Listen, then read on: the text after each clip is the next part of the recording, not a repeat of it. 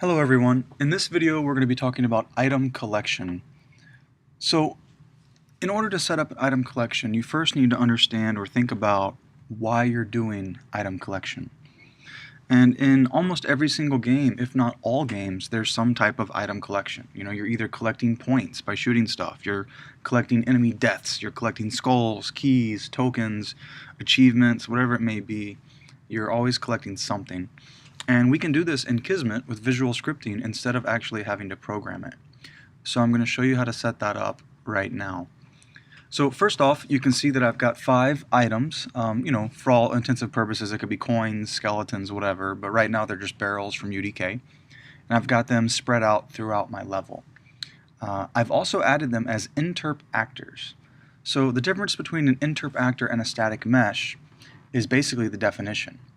They're still both 3D models. However, static mesh is actually defined as static mesh, a 3D model that does not move. It's static.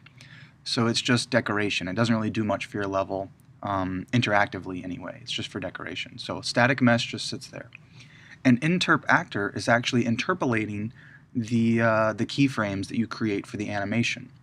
So interp actors can be interacted with. They can animate, they can disappear, they can do all kinds of weird things that a static mesh cannot do. So in your content browser, you're going to find a static mesh and then add it to your level as an interp actor. You might not know this, but everything in UDK is one click away, and specifically a right click. So if you can't remember how to add something to your level, you can just right click after selecting it in your content browser and then just right click and add it as an interp actor. After that, you're going to select all of them at one time, or do it one by one, it's up to you, but you can select all of them at one time. Press F4 to open the properties, and under collision you want to set it to touch all. If we did something like no collision, then we would walk through it. If we did something like block all, then we can't actually collect it. We can't touch it because we're being blocked. It has a force field around it. So by doing touch all, we can actually go up and have the player collect it by actively colliding with it. After that, well, or before, either way, in your content browser, before you add these objects to your level, you need to make sure that they have collision. Even though we're touching them, we still need collision just to take over the basic programming of what to do. So if the item says no collision in orange or yellow below the object, don't use it. Make sure it has some type of collision on it. So after you've added the interp actors with collision set to touch all into your level, what you want to do is select all of them at one time. You could do it by itself, one by one if you want, or just select all of them. And go into Kismet and right-click. Once you right-click in Kismet, you're going to create a new event using these objects. And you want them to be a touch event, so that when we touch it, something happens, okay? Now again, you can do it to all of them, or you can do it to one at a time, but either way you're going to have to do it to all of them. So, once we touch it, what do we want it to do, right? Well, first of all, in the properties, we only want to touch it one time. We only want it to happen one time. We don't want to collect 10 coins when we touch one. We want to collect 1 coin when we touch one. So when we touch it, we're just going to hide it, okay? So to do that, we have to right-click and go to New Action, and we have to toggle it. We want to toggle it to be hidden. We're going to hide it.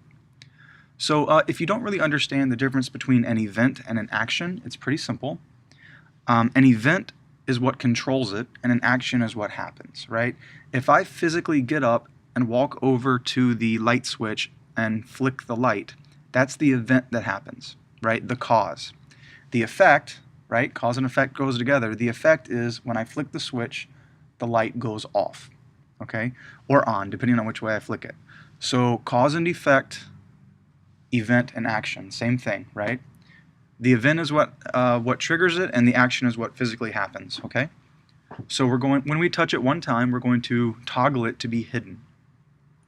Again, we need to do this to all 5, okay? All 5 of these objects, or however many items are in your level. It's up to you. For the project, you need a minimum of 5. So, you know, touching items and collecting them is all good and everything, but you also need to know when to stop. You know, after I've collected the 5th one, or I've collected 5 items in total, I want something to happen. So what you have to do is you have to figure out a way to count them to make sure all 5 have been collected. One way is with a boolean, which is a true-false variable, but I find it easier to use numbers because we're talking about counting. So what I did is I added an int counter. An int is an integer, a solid number like 5.0, just 5, where a float counter would be floats or variable numbers like 5.32, 1.79, things like that. We're just collecting 5 items, so an int counter is what we need. And that's under new action comparison. So what it does is every time something goes in, it adds 1 to it. And that number becomes A. So if A is set to 0 like it is in my picture, every time something comes in, it's going to add 1 to that. B is the number that it compares it to, and I set this to 5 because I have 5 items. So every time I collect it, it goes 0 plus 1 equals 1. Is 1 equal to 5? Yes or no? Then if A is 1, I collect another one. 1 plus 1 is 2. Is 2 equal to 5? Yes or no? Well, what I've done is I said, if A is equal to B, if 5 is equal to 5, then play something that says, hey, you've collected all the coins, way to go. And to do that, I just did a console command with an object output, or you could also do a finish sequence, which is kind of like a semicolon at the end of your code. That's all it is. It's just like a semicolon, the finish sequence. So again, you're going to collect these items, make them hidden, and then add 1 for the int counter, the integer counter.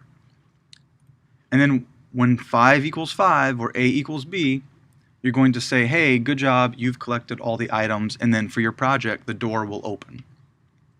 So this is a very, very, very, very basic way to do item collection to get you up and started on your project. Good luck and have fun.